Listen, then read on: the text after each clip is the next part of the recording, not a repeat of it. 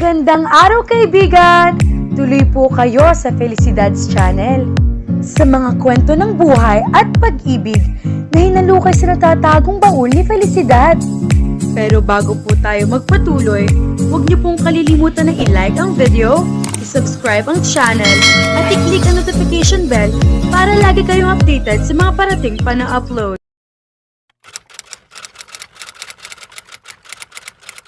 Sorry, Orlin. Hindi ko naman akalain na iiwanan ka ng Jojo na yun. Yan tuloy, munti ka nang mapahamak. Hiyang-hiya ako sa'yo. Nagsisising sabi ni Reza. Wala kang kasalanan, Reza. Walang may gusto sa nangyari. Gusto mo lang naman akong tulungan sa financial problem ko. Huwag ka nang mag-guilty. Okay ako. Walang masamang nangyari. Sagot ni Orlin. Ipinatawag ni Boss Bart si Orlin sa opisina nito. Kaagad namang nagkwento ang dalaga sa tunay na nangyari sa stag party na sana ay kanyang pagsasayawan. Anong plano mo ngayon? Napabuntong hininga siya. Parang ngayon palang nagsisink in sa isip niya ang nangyari. Muntik na siyang mapahamak dahil sa paghahangad niya ng malaki at mabilis ang kita. Maiintindihan ko naman kung titigil ka na sa pagraket mo rito sa Playmates, Orlin. Iyon din naman ang sinabi sa'yo ni Boss Bart kanina, di ba? Pwede ka nang hindi magtrabaho. Lalo na at ang ipinangako niyang kaligtasan mo ay hindi natupad. Kasama niya ito kanina sa pagkausap sa boss nila kaya alam nito kung ano ang pinag-usapan nila.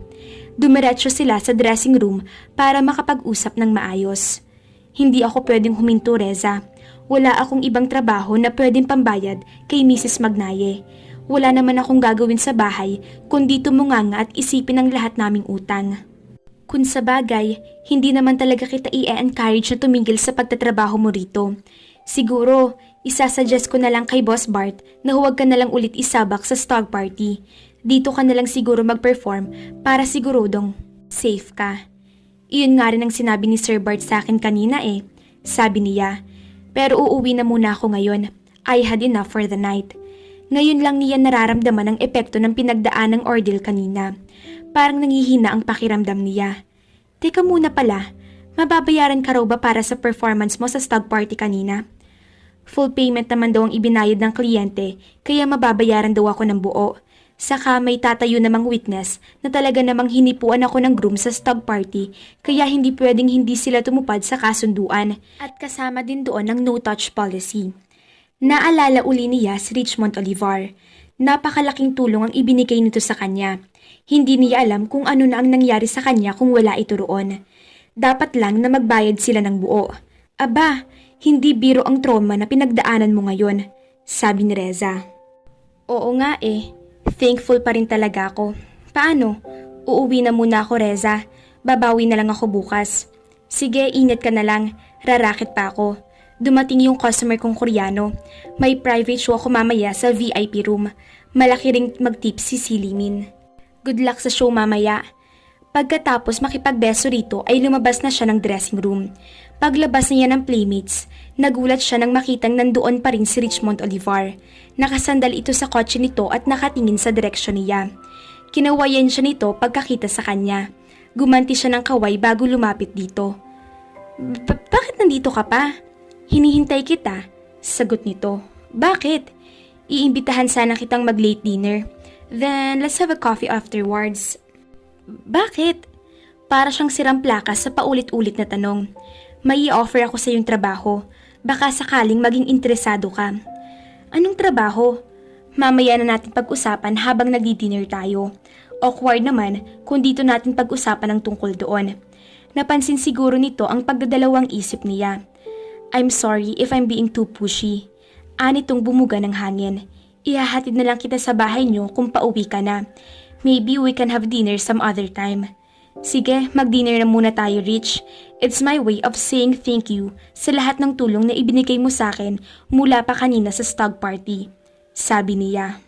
Huwag na lang, Orlin. Ayoko namang isipin mo na naniningil ako sa ibinigay kong tulong sa'yo. Ikaw naman hindi ko naman iniisip yun na mayani ang katahimikan sa pag-itan nila pagkatapos. Are you sure na okay lang sa'yo na mag-dinner tayo? Tanong nito maya-maya. Oo nga, ang kulit mo naman Natatawang sagot niya.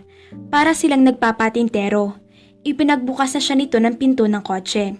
After about 30 minutes, Inihinto nito ang sasakyan sa tapat ng Overview Restaurant. Pagkatapos umorder, ay sakalang sila nag-usap.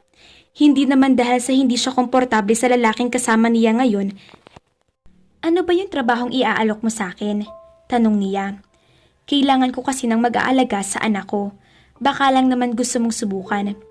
Hindi siya makapaniwala na may asawa at anak na pala ang lalaking ito.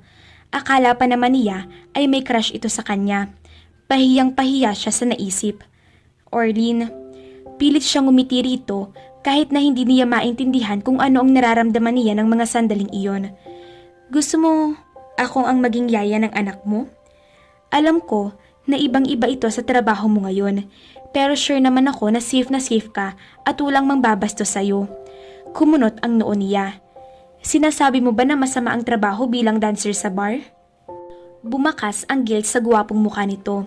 I'm sorry, hindi lang sold sa idea na nagsasayaw ka ng sexy routine sa harap ng mga lalaki. Nakita mo naman kung ano ang posibleng mangyari sa'yo kapag nagkataon na loko-loko ang nanonood sa'yo. I don't think you'll be safe with your job. Kailangan ko magtrabaho, Rich. Iyon nga ang gusto kong malaman kung bakit kailangan mo magtrabaho at your young age. Ang dapat sa'yo nag-aaral sa school. Bakasyon ngayon. Pilosopong sagot niya. Hindi nakakatawa. Hindi naman ako nagpapatawa eh. Nakaismid na sabi niya. Inimbitahan mo ba ako mag-dinner para insultuhin o para sermonan dahil sa trabaho ko? Bumuntong hininga ito. I'm sorry. Mali yata ang diskarte ko. Gusto kitang tulungan. Gusto kong malaman kung paano kita pwedeng tulungan, Orlene. Kaya ipaintindi mo sa akin kung paano kita matutulungan. I'll help you in any way I can. Pinagmasdan niya itong mabuti.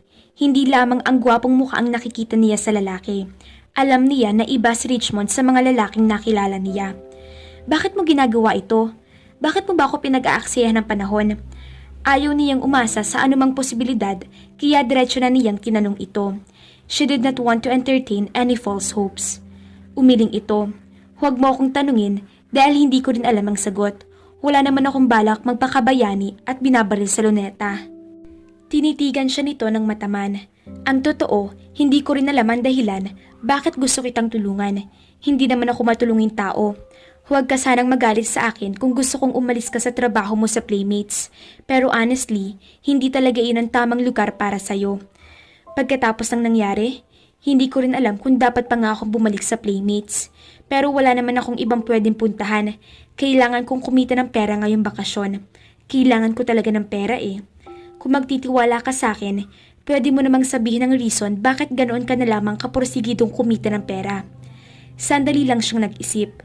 Napatunayan niya kung hanggang saan ang kaya nitong ibigay na tulong sa kanya. Bakit naman niya ipagkakait dito ang problemang kinakaharap niya? Pero ngayon lang niya ito nakilala. Mauunawaan naman nito siguro kung bakit hindi muna siya magkukwento ng talambuhay niya. Dumating ang waiter na may bitbit ng order nila kaya nagkaroon sila ng mas mahabang panahon para makapagdesisyon. Kumain na muna tayo, Orlene. Mamaya na natin pag-usapan ang tungkol sa problema mo, sabi ni Rich. Sige. Saka lang niya na-realize na gutom pala siya nang maamoy ang buttered sauce ng mga higanteng sugpo. Kumalam ang sikmura niya kaya naalala niyang 5:00 pa yata nang huli siyang sumubo ng pagkain. Let's eat, Orlene. Kalimutan mo muna ang lahat mong problema sa buhay, sabi nito sa kanya. Tumango siya bago nagsimulang sumubo. Ilang sandali lang ay magana na silang kumakain ng binata. Pagkatapos silang kumain sa restaurant ay lumapit pa sila sa venue. Nagkape sila sa Starbucks. Siguro naman, pwede ka nang magkwento ngayon. Napangiwi siya. Talaga bang interesado kang malaman ang kwento ng buhay ko? Curious talaga ako, sagot nito. Humigop siya ng chocolate coffee bago niya sagutin ang tanong ng lalaki. Naisip niya na total tinulungan na din siya nito, siguro pwede na niyang sabihin ang problemang kanyang dinadala. Malaki kasing utang namin ng mama ko, Rich. Kailangan naming makabayad or else ididimanda si mama ng pinagkakautangan niya.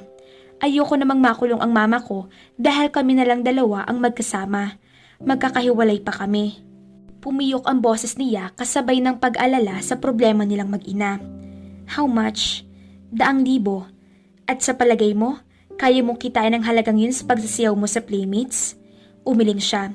Basta ang sigurado ko lang, makakabawas kahit paano yung kikitain ko sa Playmates. Tanggapin mo na lang munang iniaalok ko sa'yo ng trabaho, Orlin. Saka na lang natin pag-isipan kung saan ka pwedeng pumasok. Ang importante, makaalis ka ng Playmates. Hindi ka bagay maging dancer. Bakit naman? Magaling naman akong sumayaw, di ba? She was fishing for compliment. Bahala na kung makahalata naman ito. You're flirting with a married man, Orlin. Napabuntong hininga siya nang maalalang status nito. Kung sakaling tanggapin kong inaalok mong trabaho, saan ko ba aalagaan ang anak mo? Saka, buti kung pumayag ang misis mo na ibang taong mag-alaga sa anak niyo. Kumunot ang noo nito. Wala akong natatandaan na may sinabi akong may misis ako. Sabi mo kanina mag-aalaga ako sa anak mo. Bumilis ang tibok ng puso niya sa insuwasyon ng sinabi nito. Hindi ba pwedeng magkaanak ng walang asawa? Wow, ang saya-saya. Mali ang akala ko. Binatang ama pala ito.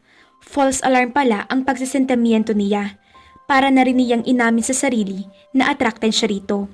Hindi na niya kailangang itanggi pa. Kahit naman siguro magkakakrush siya sa lalaking ito, bukod sa gwapo na ay mabait pa. Dahil kung hindi malabo siya nitong ipagtanggol sa kaibigan nito kanina. Ilang taon na ba ang anak mo? Ungkat niya. 6 years old, sagot nito. Nasa bahay ng magulang ko siya ngayon, pero ang plano ko, kung sagaling papayag ka na alagaan siya, iuuwi ko na siya sa pad ko.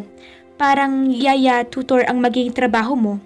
Sa Las Vegas kasi ipinanganak si Calix, pero marunong naman siyang magtagalog. Napaisip siya. Ano bang alam niya sa pag-aalaga ng bata? Keri pa siguro niya ang magtutor. Hindi lang niya alam ang overall responsibility ng pag-aalaga ng bata. Baka hindi ko kayanin na agalagaan siya. Wala akong alam sa pag-aalaga ng bata. Solong anak din ako kaya hindi ko naranasang mag-alaga ng maliit na kapatid. Actually, naisip ko na rin yan kanina habang hinihintay kitang lumabas mula sa Playmates. Kaya ngang option number 2, magstay pa rin si Calix sa bahay ng parents ko para may mag-guide sa'yo sa pag-aalaga sa kanya. Hindi ko alam. Pag-isipan mo muna, Orlin. Makakatulong sa'yo ang trabahong iniaalo ko. Hindi pati malalagay sa alangan ng sarili mo kagaya ng nangyari sa'yo kanina. Susubukan kong magtanong sa Teletech kung may opening kami. Sa Teletech ka ba nagtatrabaho? Sa call center na iyon, siya unang nag-submit ng resume. Tumango ito. Nagpasa na ako ng resume sa company nyo pero wala pa raw kayong opening. Sabi niya. Bakit naman hindi? Wala lang. Ang laking responsibility kasi ng ibinibigay mo sa akin. Hindi ako masyadong confident na kaya kong gampanan ang trabahong yon. Kaya mo naman siguro yun, Orlin. Tingnan natin. Lumiwanag ang mukha nito sa ipinahawatig niya. Ibig mong sabihin, tinatanggap mong inaalok kong trabaho sa'yo, Orlin? Gusto kong subukan. Para kasi hindi ko nga kakayanin ng trabaho sa Playmates. Pero kapag hindi ko talaga kaya mag-alaga ng bata, libre akong umalis ha? Sure, hindi naman kita itatali sa kontrata. Ngumiti ito. Thank you, Orlin. Ako nga ang dapat na magpasalamat sa iyo, Rich. I'm a stranger, pero walang kurap mo akong tinutulungan. Ikaw yata ang guardian angel ko eh. Ngiti lang ang isinagot nito sa kanya. Biglang tumaba ang kanyang puso. Bahala na kung anong kinahihinatnan ng desisyon niya na tanggapin ang inaalok nitong trabaho. Basta gusto niyang mapapalapit dito. Pasensya ka na talaga, Reza. Pero gusto kong subukan ng iniaalok na trabaho sa akin ni Rich. Para kasing na-trauma ako sa nangyari sa akin sa unang gabi ko sa pagsasayaw. Paliwanag ni Orlin kay Reza nang makausap uli niya ito sa Playmates. Nakapagpaalam na rin siya kay Boss Bart at pumayag naman ito na huwag na siyang tumuloy sa pagtatrabaho bilang exotic dancer sa Playmates. Sure ka na ba talaga sa desisyon mong yan, Orlin? Diyos ko, ewan ko sa'yo kung bakit kung todo tiwala ka talaga sa Rich na yun. Diba? Nakilala mo lang din yun sa stog party? Naikwento niya rito ang tungkol kay Rich. Susubukan ko pa lang naman, Reza. Ang sabi naman sa akin ni Rich, kapag may opening sa Teletech, ipapasok niya raw ako. Naniwala ka naman sa pangako ng ombre na yon. Mukha naman siyang mapagkakatiwalaan. Saka naikwento ko naman na sa'yo na siya ang nagtanggol sa akin sa stog party, diba? Kung sa bagay, hindi kita masisisi kung magtiwala ka agad sa Rich na yon. Dahil hero material nga ang projection niya sa'yo. Guwapo pa talaga, Orlin? Guwapo? Pakwelang itinirik nito ang mga mata sa kisame kaya biglang kambyo siya. Pero hindi lang naman dahil gwapo siya kaya nakuhagad siya ng tiwala ko, Reza. Mukha siyang trustworthy. Saka feel ko na malinis talagang intention niya sa akin. Oo na, sige na. Masyado mo namang ipinagtatanggol ang lalaking iyon. Natatawang sabi nito. Basta, mag-iingat ka na lang, Orlin. Chika-chika pa rin tayo kapag may time ka, ha? Papasyalan kita sa bahay mo pa kapag free time ako. Dapat lang, para naman hindi napuputol ang communication natin. Alam mo namang ikaw lang ang friend ko sa lugar natin. Lumapit siya rito at niyakap ito. Thank you so much, Reza. Sus, wala yun. Alam ko naman kapag ako rin ang nangangailangan ng tulong, hindi ka rin magdadalawang isip na damayan ako, di ba? Oo naman, basta mag-text ka lang. Pipilitin kong mapuntahan ka agad. Maswerte pa rin siya kung tutuusin dahil may nakikilala siyang tulad dito at ni Rich na handa siyang tulungan. San ka ba talaga pupunta, Orlin? Ano bang trabaho yung papasukan mo at kailangan mo pang maghakot ng mga damit mo? Stayin ako sa bahay na magiging amo ko, ma. Natanggap akong yaya tutor para sa isang 6 years old na bata. Pag-amin niya, ayaw na niyang ilihim pa rito ang papasukan niya dahil baka mapahamak na naman siya gaya ng pumasok siya sa Playmates. Mamamasukan kang yaya, Orlin? Mulagat na tanong ng kanyang ina. Inaasahan na niya na ganoon ang magiging reaksyon nito, pero inihanda na niya ang sarili sa mahigpit na pagtutol nito. Oo, ma. Wala namang masama sa trabahong yon. Ang importante, kumita ako ngayong bakasyon. Makakapawas din yun sa utang natin. Nasisiraan ka na ba ng bait, Orlin? Hindi kita pinag-aral sa isang exclusive school para mamasukan bilang yaya ng anak ng kusino lang dyan. Tumigil ka sa plano mong yan, hindi ako papayag. Nakapag-desisyon na ako, ma. Mabuti na itong trabahong papakasukan ko kaysa naman tumunga nga lang ako rito sa bahay. Pinaparinggan mo ba ako na wala akong ginagawa para masolve ang problema natin? Matalim ang mga matang tanong nito. Hindi naman po, wala akong ibig sabihin na kahit ano. Lumapit siya rito. Gusto ko lang makatulong sa inyo. Huwag mo naman sana akong pigilan na tumulong sa'yo. At sa palagay mo, papayag ako sa mga plano mo? Bakit? Ginutom na ba kita? Ano bang masama, ma, kung mamasukan man ako bilang yaya tutor, ma? Decent trabaho naman yun, ah. Anong alam mo sa pag-aalaga ng bata? Ni hindi mo nga alam kung paano alagaan ang sarili mo. Until now, ako pa ang naglalaban ng mga damit mo. Ako pa ang nagpe-prepare ng mga gagamitin mo papasok sa school. Ma, huwag mong i-underestimate ang kaya kong gawin. Saka, paano ako matututo kung hindi ako susubukan? Umiling ito. Mababa na ang tono ng boses ito nang magsalita uli. Ayokong mamasukan ka, Orlin. Susubukan ko lang naman, ma. Kapag hindi ko na kaya, magbaback out din naman ako. Ayoko lang talagang tumunganga rito sa bahay, gayong ang dami kong free time. Kinakausap kong mga kaibigan ko, nagpapahanap ako ng magandang racket para mapabilis ang pagkababayad natin ng utang kay Mrs. Magnaye. Baka kung ano namang racket yung mapasukan mo, ma. Make sure na hindi lalong madadagdagan ng utang natin sa mga racket na yan. Paalala niya. Hindi na. Tinitigan siya nito ng mataman. Nang muli itong magsalita ay mababa na ang tinig nito. Talaga bang desidido ka na sa desisyon mong yan, anak? Baka hindi mo alam yan papasukin mong trabaho. Baka sa malupit na amo ka mapunta. Diyos ko, huwag naman sana. Pero baka makapatay lang ako kapag minaltrato ka ng sinong Poncio Pilato diyan. Mukha namang mabait ang magiging amo ko. Don't worry about me, ma. Malaki na ako. Kaya ko nang alagaan ang sarili ko. Kapag hindi ko nagustuhan ang trabaho ko o kung mahirapan ako, I'll quit.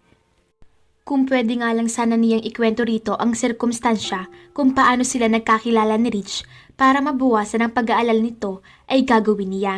Pero ayaw niyang malaman pa nito trabaho na sinubukan niyang pasukan. Tatawag ako ng madalas sa'yo, ma. I'll keep in touch. Huwag mong papabayaan ang sarili mo. I'm sorry, Iha. Nadamay ka patuloy sa mga palpak na diskarte ko sa buhay. Wala na tayong magagawa para maibalik sa dati ang lahat. Pero pwede nating solusyonan ang problema natin. Kailangan nating magtulungan, kaya hayaan niyong magtrabaho ako. I need your blessing. Narealize siguro nito na talagang desidido na siyang magtrabaho bilang yaya tutor kaya napahinuhod na rin niya ito. Pinapayagan na kita, anak. Mag-iingat ka lagi, ha? Bili na lang nito. I will, ma. Plano ko sanang iuwi na sa pad ko si Calix, mami. Tutal naman, nandito na si Orlin kaya may titingin na sa kanya kapag nasa trabaho ako. Tahimik lang na nakikinig sa usapan ng mag-anak na Oliver. Pagkatapos silang magkita ni Rich sa MOA, ay dumiretso na agad sila sa bahay ng mga magulang nito sa Santa Ana. Ipinahayag agad nito sa mga magulang ang plano nito tungkol sa anak. Bakit kailangan mo pang iuwi si Calix? Hindi naman namin siya pinapabayaan dito sa bahay Nahalata agad niya sa boses ni Mrs. Rowena Olivar ang pagtatampo kay Rich. Parang hindi yata masusunod ang plano ni Rich dahil masyado nang napamahal sa lola ang kanyang apo. Baka nakakaistorbo na sa inyo ni Daddy ang anak ko. Ma, alam ko naman na sinusumpong na kayo ng rayuma nyo, kaya mahirap na para sa inyo ang mag-alaga pa ng bata, lalo na't nasa stage si Calix ng kakulitan. Napakabait nga ng anak mo kaya wala kaming problema sa kanya. Saka mabuti nga na nandito si Calix para naman magkabuhay ang bahay natin. Mula noong magbinata kayo ng mga kapatid mo, nagsilayas na kayong lahat dito sa bahay. Ang mga pamangkin mo naman, bihirang magpunta rito.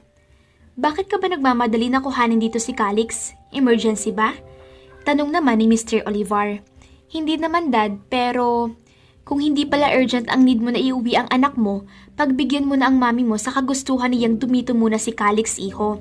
Sumisigla kami ng mami mo dahil kay Calix. Hindi ho ba kayo nahihirapan? Hindi. Panabay na sagot ng dalawang matanda. Tiningnan siya ni Rich. Okay lang ba sa'yo na dito ka magtrabaho sa bahay ng parents ko, Arlene? Okay lang, sagot niya. Mukha namang mababait ang parents nito, kaya walang problema sa kanya kung doon man magstay ang aalagaan niya. Okay naman pala sa tagapag-alaga mo pakli ni Mrs. Olivar. Nakangitim bumaling pa ito sa kanya. Huwag kang mag-alala iha, hindi ka naman mahihirapan sa magiging trabaho mo. Napakabait nitong si Calix kaya wala kang magiging problema sa kanya.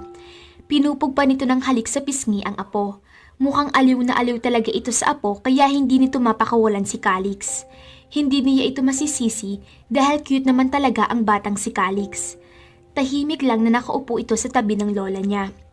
Thank you ho. Welcome to our humble home, Arlene. Sana mag-enjoy ka sa trabaho mo rito. Sabi naman ni Rich nang mapatingin siya rito. Ngiti lang ang isinagot niya. Wala siyang masamang vibes sa bahay ng mga ito. Mukhang mabubuting taong mga Olivar. Kumustang trabaho mo rito, Arlene? Hindi ka ba nahihirapan?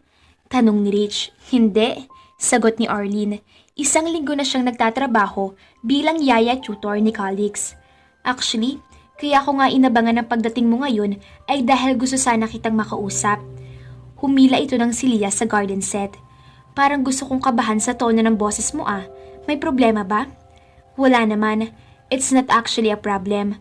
Gusto ko lang i-open sa'yo kasi feeling ko sayang lang ang ibabayad mo sa akin dito. Kumunot ang noo nito. Bakit mo naman nasabi yan? Halos wala naman kasi akong ginagawa rito, Rich. After ng 1 hour tutoring namin, ang mami mo naman ang laging kasama ni Calix. Si Tita Rowena rin ang nagpapaligo, nagbibihis, at nagbabasa ng bedtime stories kay Calix sa gabi. Sila lang din ni Tito Danny ang kasamang naglalaro ng bata. Honestly, I really feel useless. Nakakahiya naman sa'yo kasi feeling ko hindi sulit ang ibinabayad mo sa akin sa trabaho ko. Natawa ito. Kakaiba ka naman. Yung iba nga natutuwa na wala silang ginagawa. Ikaw naman nagrereklamo dahil sa kawalan ng ginagawa. Unfair kasi sa siyo yun na kinuha mo pa akong yaya. Pero hindi ko naman nagagampanan ng trabaho ko. Hayaan mo na lang si Mami. Malayo kasi rito ang tinitirhan ng mga kuya kong may asawa na. Kaya sabik talaga sila sa mga apo. Sayang lang ibabayad mo sa akin I'm not needed here. Namimiss mo ba ang trabaho mo sa Playmates? Hindi niya alam kung bakit parang galit ang tono ng boses nito. Seryoso ang mukha nito nang tingnan niya ito. Wala akong sinasabi na naaalala ko ang trabaho ko bilang dancer sa Playmates. Bakit mo naman naisip na namimiss ko ang pagsasayaw ko roon? Nakasimangot na tanong niya. Bumuga ito ng hangin. I'm sorry. I didn't mean to offend you, Arlene. Okay lang. Mabilis na sagot niya. Ang bulsa mo lang naman ang inaalala ko, Rich. Babayaran mo ako sa trabahong hindi ko naman nagagawa para sa anak mo. Huwag mo akong problemahin. Gusto ko yung nandito ka. Kasi may mga time na sumusumpong ang rayuman ni ng mommy at daddy. And don't think about you being useless dahil hindi totoo yan. Panatag ang loob ko sa trabaho ko dahil alam kong kasama ka rito ni Calix bukod kina mommy at daddy. It's a big help na hindi ako nag-aalala sa trabaho ko, okay? Okay, natahimik sila pareho. Since naghahanap ka ng gagawin, I have an assignment for you. Sabi nito pagkuwan. Bala ko kasing ipasyal si Calix sa Kamantique Beach and Diving Resort this weekend. Doon nagtatrabaho ang bunsong kapatid ko as hotel resort manager. Ikaw nang bahalang magsabi sa kanya tungkol sa bakasyon natin. Kasama ko. Siyempre naman, ikaw ang magbabantay kay Calix sa Kamantique Beach sa Pagkilatan, Batangas City. Mahilig ka bang mag-beach? Sino ba naman ang walang hilig mag-beach? Balik niya. Ngumiti ito sa sinagot niya. She smiled back at him. Hindi pa man ay excited na siya para sa darating na weekend. Aminado siyang nabuhay ang dugo niya sa plano nitong mamasyal sila. Parang one happy family kami, sa loob-loob niya. Pero dagli rin niyang itinaboy ang isiping iyon. Wala siya dapat maging ilusyon na isang masayang pamilya sila. Amo niya si Rich at alaga niya si Calix. Iyon lang ang role mo sa buhay ng mag-ama. Isiksik mo yan sa utak mo, Orlene. Nakakalimot ka. Naalala niyang hindi siya nakapag-impake ng swimsuit, but that should be the list of her concerns. Ang dapat niyang problemahin ay ang ilang araw na magkakasama sila ni Rich. Ito pa naman ang tipo ng taong masarap kasama sa lakwat siya. At least, iyon ang impresyon niya rito. At madaling mahulog ang loob niya sa mga taong magaang kasama. Wow! Tinanggap ng ating bida na maging yaya ng anak ni Richmond.